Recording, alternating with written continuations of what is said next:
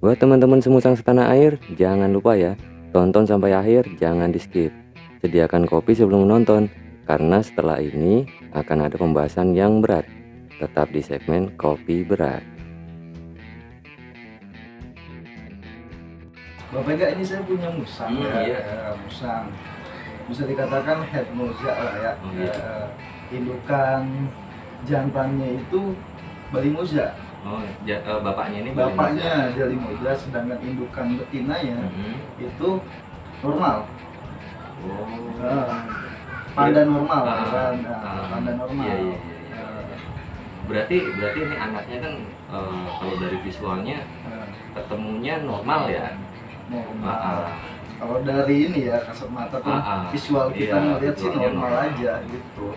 Iya, itu kan maksudnya kalau dilihat dari warnanya itu kan kelihatan darah Balinya kelihatan, tapi dari genetik muzanya itu nggak ada. Ya kurang Head ya. Kurang ditonjolkan di itunya dia. Iya, berarti ketemunya head ya. Ya head moza gitu. Dari jantan Bali Muzai. Iya benar. Nah itu apa? Bapaknya dia kan Bali Mozaik, otomatis kan itu kan F1. Benar F1. Itu terah dari apa? Bapaknya ini. Bisa dikatakan ini ya. Kakeknya itu moza normal. Iya. Kakeknya moza normal. Berarti sama indukan Bali. Iya. Betinanya Bali. Kayak gitu. Berarti yang dibingungin masalah karakter dia ya. Nah ini yang mau saya sharing sama Bang Tega. Saya agak sedikit ini ya, kebingungan masalah karakter apa ya. Dia antara kebingungan sama kegalauan ya. Galau sebenarnya, galau nih. Saya bingung, galau lah dikatakan ya. Ini sebenarnya jinak gitu. Karakternya jinak ya kan. Bahkan kemarin aja saya ini kan yang lagi handle, selepas saya ini buat main apa? Bonding. Bisa bonding. Bisa dikatakan sempat bisa bonding. Kadang-kadang dia labil juga lah kadang-kadang, cuman pas dipegang kadang-kadang suka strike, bahkan kalau digigit kan tekanannya kuat ya. Tekanannya kuat banget gitu. Bisa dikatakan kalau dia gigit itu kayak galak gitu. Cuma dia jinak sebenarnya. Nah, makanya saya pengen sharing sama Bang Vega gitu kan. Ini tuh karakternya seperti apa hingga dia bisa kayak gini akibatnya gitu. Kita kembaliin lagi dari silsilah indukannya dulu. Jadi kalau kita bahas nih dari awal ya, kita bahas dari F0-nya dulu. F0-nya kan berarti kakeknya dia itu Mozaik X Bali ya kan? Dengan dalam arti ini musang dia membawa darah Mok yang pertama. Ya kan? Darah Moknya itu kuat karena dari bapak sama kakeknya itu Mok. Ya Mok Mozaik ya kan? Berarti darah Moknya dia kuat. Kedua dia membawa darah Bali dari neneknya. Dari neneknya dia. Ya kan? Ya benar. Darah Bali dari neneknya. Nah dari awal sifat karakter kakek neneknya aja itu dalam arti udah tanda tanya. Dia kan tahu sendiri lah, maksudnya karakter Bali sendiri itu ya tingkat jahilnya tinggi, terus potensi menyerangnya tinggi, karakter yang nggak bisa ditebak juga tinggi untuk diklasifikasi karakter Balinya itu sendiri. Ditambah kakeknya Mok itu terutama Mozaik yang sering saya lihat, dia itu karakter semisal jinak, sejinak-jinaknya dia ada faktor tertentu dia pasti akan menyerangnya itu brutal, bukan brutal sih, gigitannya itu bener-bener mentok. Iya, itu untuk di Mozaik ya, Mozaiknya sendiri. Khusus dia untuk di Mozaik. Walaupun dia semisal jalan kalem, kita gendong tuh masih kalem, tahu. Nah, itu gigi tuh keras banget. Dan Bali pun sebenarnya yang jinak kebanyakan juga kayak gitu. Sama ya? Hampir mirip. Ya. Nah, itu di cross ya kan?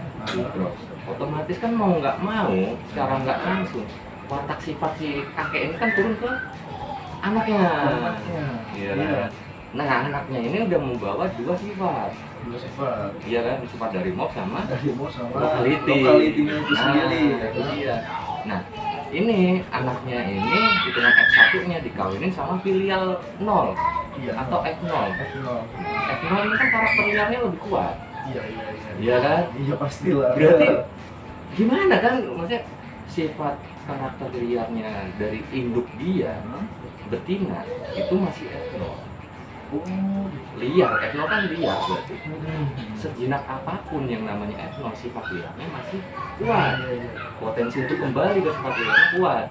Ditambah kakeknya dia ini mempunyai darah lokaliti sama mob. Ya, keluarlah ini. Iya kan?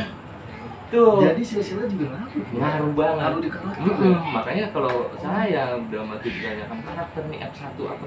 Jadi gini, penjelasan utamanya jangan sampai apa namanya ya, berpatokan kalau R1 itu pasti benar. Tuh, betul apa sih? Ya. Orang kan udah anggap wah ini F1 hasil ya, breeding kan. Nah, itu hasil breeding udah pasti oke lah, jinak lah pasti lah gitu. Makanya itu yang selalu saya garis besar. Jangan terpancing atau jangan terlalu melihat hasil breeding atau X1 sendiri. Kan yang terbanyak ini kan X1. Iya pasti. Berharap atau terlalu bermimpi ini pasti jinak karena hasil penakan. Jangan. Karena yang pertama kita harus melihat dari silsilah dulu. Silsilah dari induk dia atau kakek dia. Kalau kita bilang dia F1 mungkin di atas F1 karena induk jantan dia F1 betina F0 atau alam itu ya entahlah, banyak beberapa breeder mempunyai klasifikasi sendiri untuk silsilah. Kalau saya sendiri menyebutnya F1B. Apa tuh F1B? F1B itu jadi F1X F0. Oh itu, F1B. Itu nah, kalau saya menyebutnya F1B. Bahasa Bang Vega sendiri atau apa? Iya, itu ada beberapa teman-teman kita breeder yang lain masih memakai silsilah itu, tapi ada banyak juga breeder-breeder teman-teman yang lain itu mempunyai silsilah sendiri. Jadi ini belum ada bakunya. Gitu. Belum punya. Maksudnya kita belum punya bakunya untuk di filial sendiri ya. Nah, kembali lagi buat ngebahas F1 itu pasti jinak. Nah itu tuh yang paling sering jadi pertanyaan. Ya benar sekali. Apalagi kan nggak semua orang paham tentang silsilah. Pasti sih. Iya kan. Ya. Semua. Dan mungkin gini, yang saya lihat nih di luar ya, mungkin Kang Usam itu taunya mob, taunya F1 hanya itu. Dia nggak mau mempelajari atau mencari tahu ini garis keturunan apa. Iya. Nggak melihat di situ. Yang penting visual ini udah jadi nih kayak gini, nih, bagus kan gitu ya. Seperti saya ini gitu kan. Oke gitu, visualnya udah ada gitu segala macam. Saya nggak mempelajari sampai itunya, silsilah segala macam. Iya. Karena saya suka dengan ini musang, gitu kan. Akhirnya saya beli. Dan saya beli. Emang sih pas ya saya beli juga emang pas di breedernya udah dijelaskan karakternya begini. Tapi karena saya suka dengan itu musang, karakter nggak jadi masalah menurut saya. Cuma yang menjadi masalah itu ada unek-unek atau ya benar seperti yang Bang Vega bilang itu kegalauan tersendiri. Pasti. Kok bisa sih yang namanya dia jinak gitu kan ya? Bisa dikatakan bisa bonding lah segala macam. Cuma pas pegang strike dikit gitu ya, sekali ya strike kalau gigit-gigit ini ya musang bercanda kan ya. Bercanda normal kan, ini bener-bener neken sekali gitu ya, sampai kemarin wah habis deh udah biasa sih udah biasa ya gini apa namanya ya, baby terutama yang hasil breeding atau hasil diternakan, walaupun dia sudah masa penyapihannya itu benar, kalau di saya tempat saya breeding sendiri, itu kan standar penyapihan itu sekitar 2 minggu. Jadi gue disapi. Iya. Jadi masa si anak ini sama induknya itu menyusui selama 2 minggu, baru itu saya ambil. gitu. Itu untuk satu meminimalisir karakter liar diajarkan dari sang induk ke anak.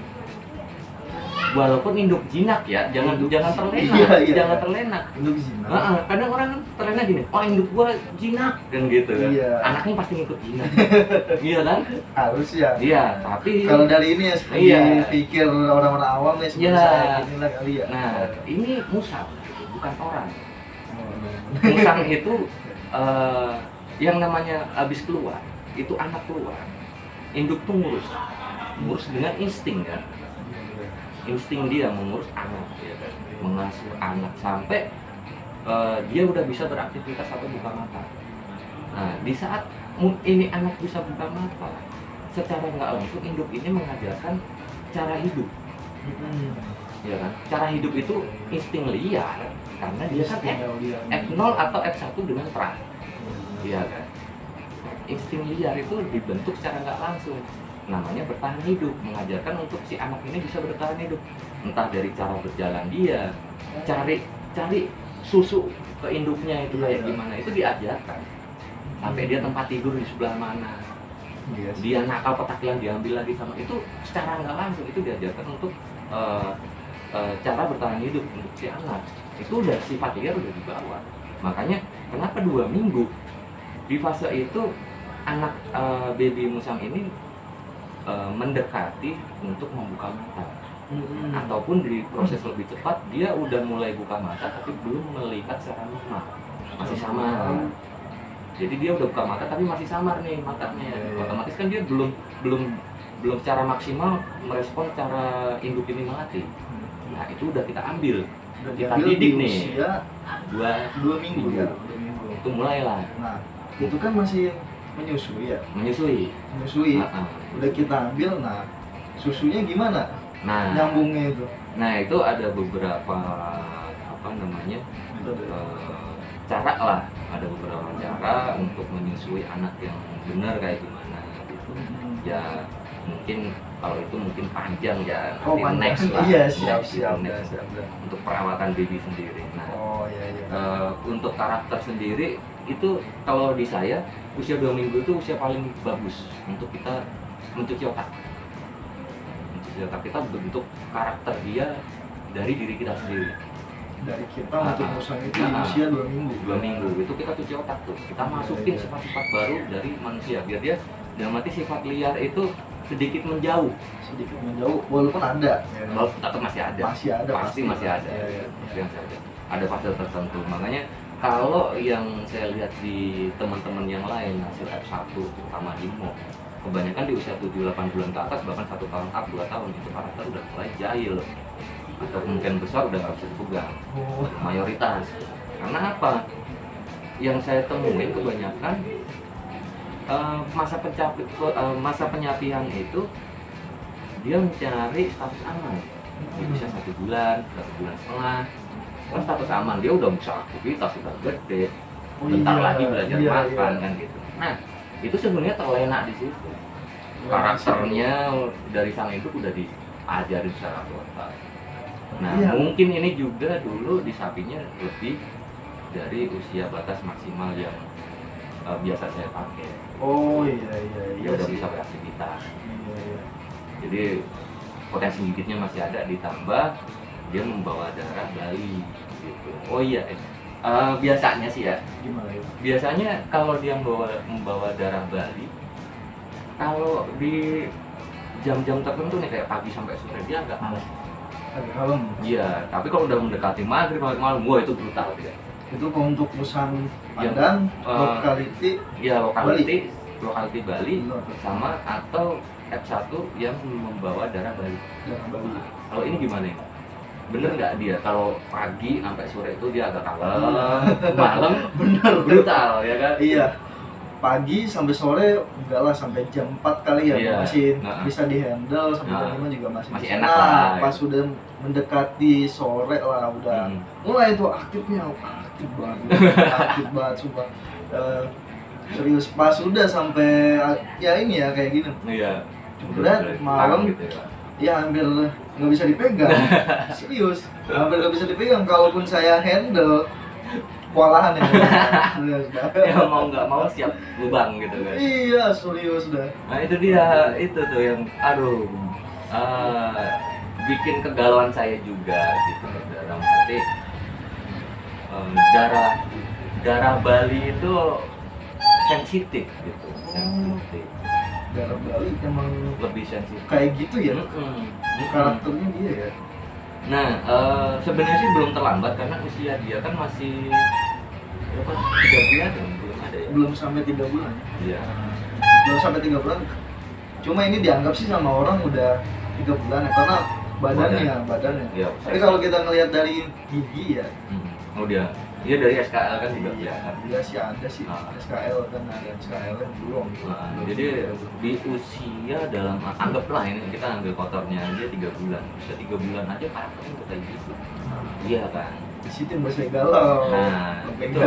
Jadi yang saya jelaskan tadi, kita kalau saya mempelajari dari nol. Dari nolnya. Klasifikasi karakter yang dibawa dia. Tadi kan udah saya jelaskan tuh. Kenapa ini Musang hasil kenakan tapi masih kayak gitu karakternya. Nah, jawabannya itu dari sang induknya. Jadi silsilah tersebut. Silsilah. Iya. Silsilah indukan ke indukan gitu. Jadi ngelahirin dari F0, F1. Iya. Jadi kita melihat dari garis besar terah induknya dulu. Nah, tapi masih bisa kita tangani. Masih bisa walaupun kalau bagi saya masih 50-50%. 50-50 untuk karakter yang benar-benar jinak. Iya kan? Bisa sampai jinak. Iya, tapi gini. Faktor jinak itu ada banyak sifat. Terus menganggap jinak itu ada beberapa sudut pandang yang menganggap jinak. Mungkin gini, ada owner ngomong ini jinak banget, tapi ke orang lain masih ada bisa potensi ngibit, ya kan? Ya itu salah satu sudut pandang. Bagi owner jinak, nggak pernah gigit. Kenapa nggak pernah gigit ke owner? Ya satu karena dari pola hidup dia, kebiasaan dia. Iya, satu itu. Kedua, si owner tahu ini maunya apa Musang. Yang jelas itu, makanya kalau menganggap Musang kita sendiri itu jinak, itu wajar, tapi jangan sampai ngomong bener-bener ini jinak ke orang lain dan 100% kita mempercayai karakter Musang ke orang lain. Nggak bisa dikatakan ya, itu ya. Jangan. Tetap kita harus waspada sama Musang. Waspada, kita pantau, misal ada temen main, ini jinak gak Musang? Jinak sih, tapi ya ntar kita ajarin gitu caranya. Kita tetap mantau juga. Iya. Ya itu sedikit pemahaman aja, jangan sampai orang awam lagi pengennya ketemu Musang, bagus ya gitu ya, tau gendong cetot ya. Nah, nggak jadi seneng, tetap nggak jadi seneng gitu. Iya sih. Kita mantau. Sering emang kayak gitu. Iya. Ya kayak di gathering kan semuanya ya kan sama kita gitu. Nah, ada orang yang benar-benar awam, dia datang, Ben megang langsung gigit, akhirnya pulang. Banyak kayak gitu. Yang jelek nanti kan Musangnya sama komunitasnya mungkin. Nah di situ. Jadi jelek gitu kan. Akhirnya image di masyarakat Musang itu masih tetap hewan liar. Iya. Itu kalau kayak gitu. Benar. Nah, kalau untuk handling di masa saat ini nih dengan karakter Musang manusia segitu, yang jelas sih kasih lebih interaksi ke dia. Interaksi lebih aja. Interaksi lebih. Berarti waktu dia aktif terutama. Berarti kalau waktu dia aktif ya di malam hari dong? Iya. Jadi gini, semisal dia di saat kondisi dia lemah, otomatis kan sifat dia kan kurang. Maksudnya untuk aktivitasnya kurang. Maksudnya di jam-jam tertentu kayak pagi sampai siang misalnya. Pagi sampai siang. Kenapa dia bisa dalam arti sedikit jinak gitu, maksudnya bisa dipegang gitu, jam-jam segitu. Karena itu kan jam-jam dia istirahat. Harusnya dia istirahat sih. Harusnya istirahat. Kita handle model kayak gimana? Kayak kita lah udah capek mau dipukul kayak gimana ya kan? Iya sih. Ya udah diam aja kan gitu. Iya. Tapi kalau di saat kita udah aktivitas, nah kita berani berontak. Harus ya. Iya. Harus. Makanya harus handling itu di saat dia aktif. Waduh, ya. Ya itu sedikit beresiko, cuman ada beberapa teknik yang tidak beresiko. Nah, gimana tuh Bang Vega tuh? Nanti, boleh dah. Nanti kita ajarkan tipsnya ya. Tips handling lah, perawatan. Yes, jadi perawatan harian, handling harian kayak gimana? Ntar kita bahas lah gimana biar lebih seru lagi ya kan. Iya udah. Saya tunggu dah. Nah mungkin coba kita lihat. Ini kan sekitar jam 7-an malam nih. Ini kan karakternya kan udah mulai aktif. Mulai tuh. Iya. Lihat aja. Coba ya. Kecicilan banget ya. Coba dilihat. Saya ambil nih. Iya. Oke, siap.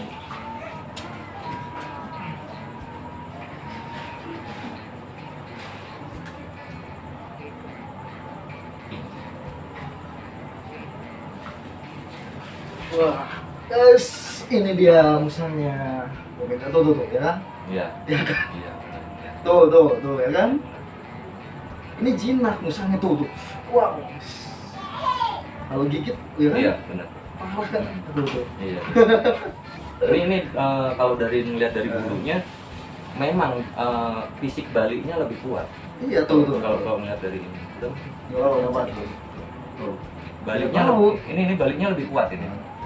Balik karena dari gradasi warna coklat ke abuan. Ini kalau gigit nggak kira-kira tuh. Iya. Tuh dikoyak kan. Lumayan. Maksudnya jangan sakit. Udah. Nggak apa-apa. Oke dah, saya masukin ya.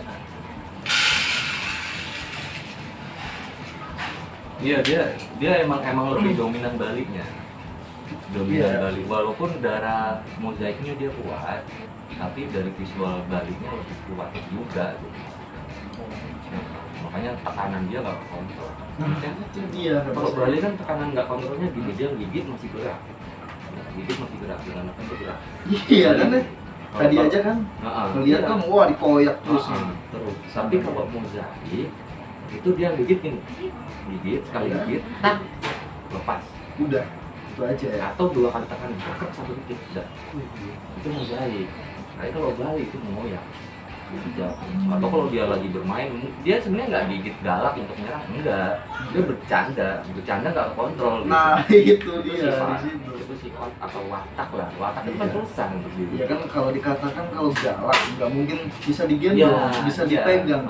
Dia bisa, cuman takaran gigitan. Iya, takaran gigitannya emang nggak bisa dikontrol. Saya sih tahu niatnya dia ya sebenarnya mah bercanda, cuma jelek lah katanya bercanda. Iya. Jelek banget nih musang nih buat diajak bercanda ya gitu. Mungkin kalau di ukuran dia asik kali ya apa gimana? Iya. Ya kan kalau di kita beda gitu kan. Nah itu kembali lagi yang saya bilang, faktor penyapihan yang salah ya kan dengan membawa sifat yang ekstrim. Nah, jadi sebenarnya ya jawabannya di situ. Kenapa ini musang karakternya gini padahal ternakan ya, padahal satu. Nah, benar itu. Besar situ kita pelajari dari silsilah sang dulu. Dari silsilah sang ibu. Oh itu faktor-faktornya lah ya. Dari silsilah, dari keturunan genetik segala macam. Ada di dia nih, kan? Ada di dia semua nih, musang nih. Nggak kira walaupun dia jinak, tapi masih khas gigitnya parah banget gitu. Namanya ciri khas itu yang namanya ciri khas apa ya, bawaan itu pasti nggak bakal hilang. Kayaknya khasnya Bali. Dia pola hidup, aktivitas, cara menggigit, cara bermain ada, gaya dia mozaiknya ada, karena kan membawa genetik mold sama lokalistik. Jadi ini buat teman-teman, garis besar saya jangan sampai terlena dengan karakter musang F1 atau hasil ternakan. Ya, benar. Itu jangan sampai terlena. Kita harus pelajari silsilahnya dulu ya, seperti apa induknya atau entah kakeknya, itu kita pelajari dulu, baru kita nanti bisa paham. Oh, yang nanti mau kita adopsi ini misalnya nanti akan hasilnya seperti apa gitu. Jangan sampai merasa dirugikan, padahal nggak dirugiin, tapi kitanya sendiri yang nggak tahu. Gitu mas sebenarnya. Jadi jangan sampai ada yang menyalahkan si breeder atau si seller. ini kok karakternya gini sih, gini itu sebenarnya kurangnya pengetahuan gitu aja. Nah itu buat catatan juga buat saya gitu ya, ternyata silsilah itu penting, latar belakangnya itu antara ya dari disapihnya dia juga penting faktornya gitu ya, dari genetik juga penting juga itu. Ya oke ya. Mungkin kita bahas lebih panjang lagi tentang genetik dengan pembahasan yang lain yang lebih hot, dan selalu tunggu konten-konten kita selanjutnya. Sampai jumpa di lain waktu. Terima kasih banyak. Siap, kapan-kapan kita sharing lagi. Iya. Terima kasih juga ya informasinya dari Bang Vega. Ngopi dulu.